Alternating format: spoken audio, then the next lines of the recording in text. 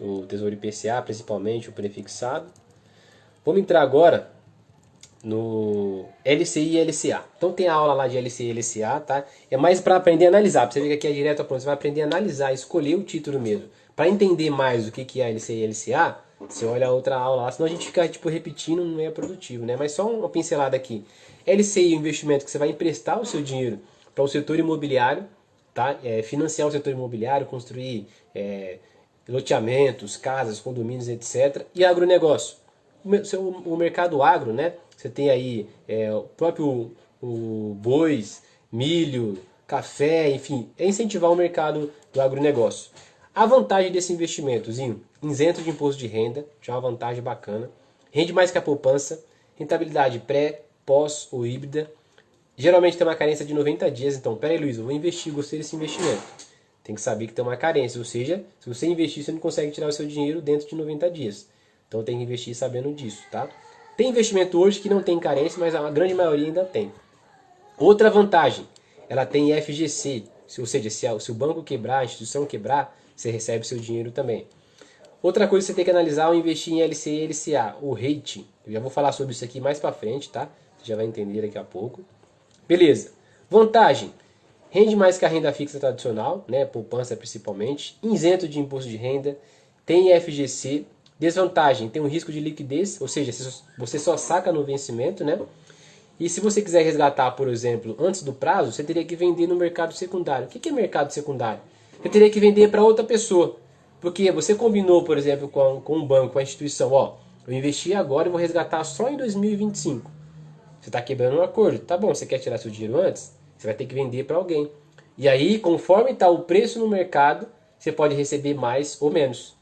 Aí entra a marcação ao mercado. Então assim, por isso que eu coloquei aqui, ó, risco de mercado. Por quê? Se a Selic subir, ela está indexada a Selic, ela vai render mais, né? E se tiver indexada a Selic e a Selic cair, rende menos. É a mesma coisa a inflação também. Então, um tipo de investimento aqui, as vantagens e desvantagens, né?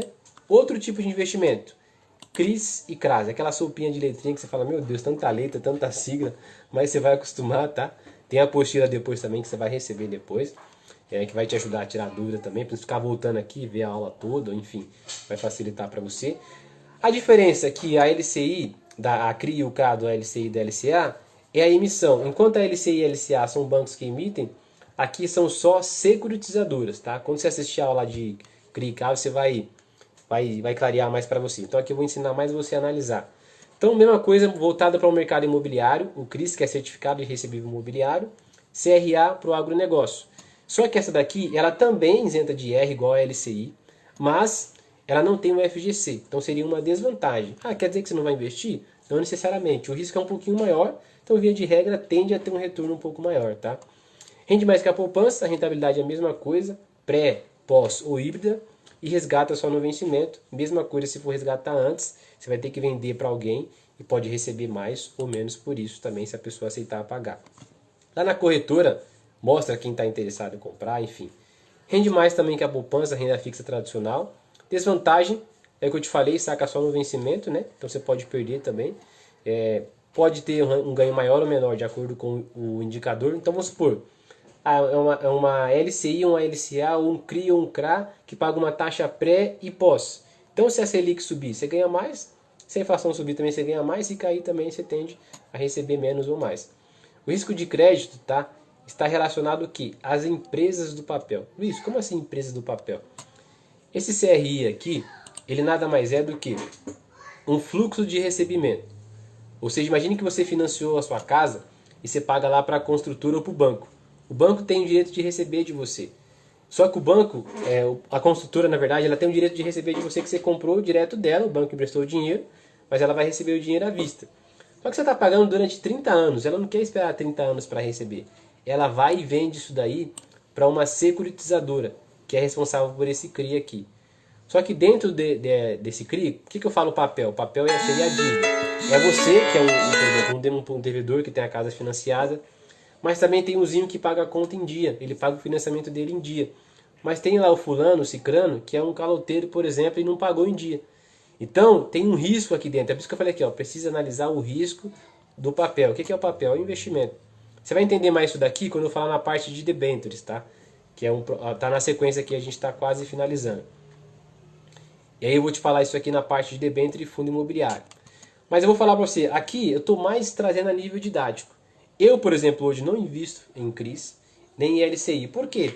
Tem investimentos, digamos, mais seguro. E o que eu falo? O objetivo da mentoria é simplificar para você. Quando você tiver com patrimônio maior, aí sim, experimente investir em CRIs, em LCI.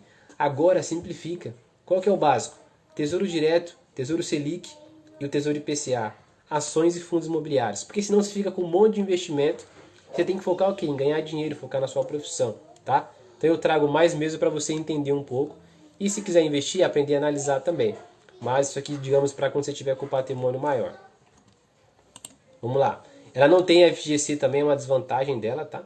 Não tem FGC, ou seja, se quebrar, você pode perder o seu dinheiro. E se quebrar, você vai ter que entrar com um processo judicial, enfim.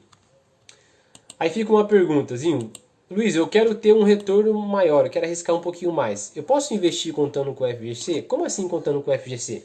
Se eu investir em um tipo de investimento e o banco vier a quebrar, como um CDB, por exemplo, daquele Banco Master lá que é arriscado.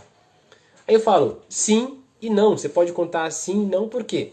Depende do seu momento de vida. Você tem uma reserva de segurança suficiente, você pode arriscar de fato, porque ficar um tempo sem receber o seu dinheiro e esperar se o banco quebrar em busca de mais retorno. Então você vai ter que ponderar, você vai ter que colocar na balança. Se o banco, a instituição financeira quebrar, quanto tempo você pode ficar sem o seu dinheiro? Você tem uma reserva de segurança suficiente? Então tudo isso você vai ter que analisar, tá? Se você usa ou não a sua reserva. Outro tipo de investimento de renda fixa, esse aqui tá um investimento de todos ele é o mais arriscado. Dá para você ganhar um pouco? Dá. Mas eu acho que não vale a pena correr esse risco. Conforme eu te falei, enquanto você está formando patrimônio, depois um patrimônio mais consolidado, aí sim vale a pena você diversificar um pouquinho e correr um risco um pouco maior. Debênture é um título de dívida que você empresta o seu dinheiro para empresas SA não financeiras. Tem a aula lá, vou ensinar você a analisar aqui. Para financiar o capital de giro dela, as operações, a Petrobras, por exemplo, que não é empresa não financeira, né? Então não pode ser empresa financeira. Ah, uma Creditas quer fazer, o banco XYZ, não pode. É só empresa não financeira. Então, rende mais que a poupança. Tem uma rentabilidade também pré, pós ou híbrida. Você vê que repete muito isso aqui, que é praticamente igual. Qual que é o risco? Sacar só no vencimento. Então, vou investir na debênture, vou receber mais. Beleza. Mas é aquela mesma ideia. Se tirar antes, você vai ter que vender para alguém, né? E geralmente, tem uma carência de 2 anos para resgatar, certo? É geralmente investimento de médio, longo prazo. Tem um risco de crédito, tá? O que é o risco de crédito? É o emissor, ou seja, a Petrobras, que geralmente eu falo Petrobras, que é muito comum a Petrobras, mas não só a Petrobras pode emitir. Uma construtora pode emitir, sei lá, o Carrefour pode emitir, a Loja Van pode emitir, Magazine Luiza, várias empresas podem emitir não financeira. Então, o que você vai ter que analisar o rate do emissor? Quem que é o emissor? É a Petrobras, que eu te falei, é o Magazine Luiza, a MRV, uma Loja Van, enfim, um Extra, umas Casas Bahia, qualquer empresa. Quanto mais qualidade tiver esse emissor, ou seja, a empresa que emitiu, menor é o risco dela dar calote. Automaticamente, se emitir uma empresa que está em fase de recuperação, por exemplo, a Oi. A Oi está em recuperação judicial, está quase falindo. Se ela emitir uma debênture, o risco dela vai ser muito maior. Então esse rate que eu vou te falar aqui na frente, que você vai aprender a analisar se vale a pena ou não correr esse risco, tá? Em função de buscar mais retorno. Não tem FGC também, então esse tipo de investimento em debênture não tem FGC, tá? É um risco que você corre também. E tem o risco de mercado que eu te falei, que se subir ou cair a inflação ou a taxa Selic, você pode ganhar mais ou menos dinheiro, ter mais ou menos retorno com isso. Qual que é o tipo de debênture? Debênture simples, como o próprio nome diz, é simples. Você investiu nessa debênture e a empresa que emitiu, por exemplo, você investiu na debênture da Petrobras para ela construir uma plataforma lá. Ela fala assim, ó, eu só vou emprestar o dinheiro para você e no final você pega o seu dinheiro e está tudo certo, eu vou te pagar a cada 6 meses, de acordo com o que foi combinado no início. Beleza. A debênture conversível, ela pode ser convertida em ações. Então, além de ser investido, de você ter o retorno, no final, você pode se tornar um acionista da empresa, por exemplo, se for esse tipo de debênture. Caso contrário, ela é simples, por exemplo. Então, aqui o lado bom para a empresa, que ela não tira o dinheiro de dentro dela, porque ela fica com o seu dinheiro ainda, né? Ela paga a rentabilidade do período, é claro, mas ela converte esse dinheiro que você investiu em ações, então você recebe ações da empresa e passa a ser um sócio dela, né? E para ela é bom porque o dinheiro fica dentro da empresa, e para você também, se for uma boa empresa, pode valer a pena porque você fica dentro do negócio e se torna sócio aí para receber dividendos futuramente. O outro tipo é a debênture permutável, que ela é conversível também, e a diferença é que ela pode ser convertida em ações da própria empresa ou de outra empresa. Como assim, Luiz?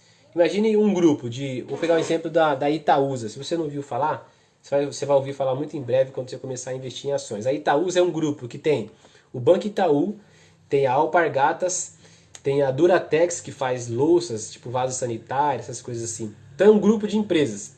Vamos supor que a Itaúsa emitiu uma debênture. Ao invés de de oferecer uma ação para você da própria Itaúsa, ela pode te dar uma ação do Itaú, da Duratex, da Alpargatas, que faz chinelo, da responsável pela Havaianas, aí, essa marca. Então é outro tipo de debênture também. Tá? E aí o último tipo de debênture é a incentivada. Porque essa é uma grande vantagem também desse tipo de debênture. Aí quando uma empresa ela emite debênture, tem dois tipos de emissão. Emissão pública e privada. Pública, como o nome diz, ela vai emitir, ou seja, eu vou abrir uma emissão para as pessoas investir aqui, para os investir e ter um retorno. Se for pública, você pode investir, todo mundo pode investir, né? Mas se for privada, só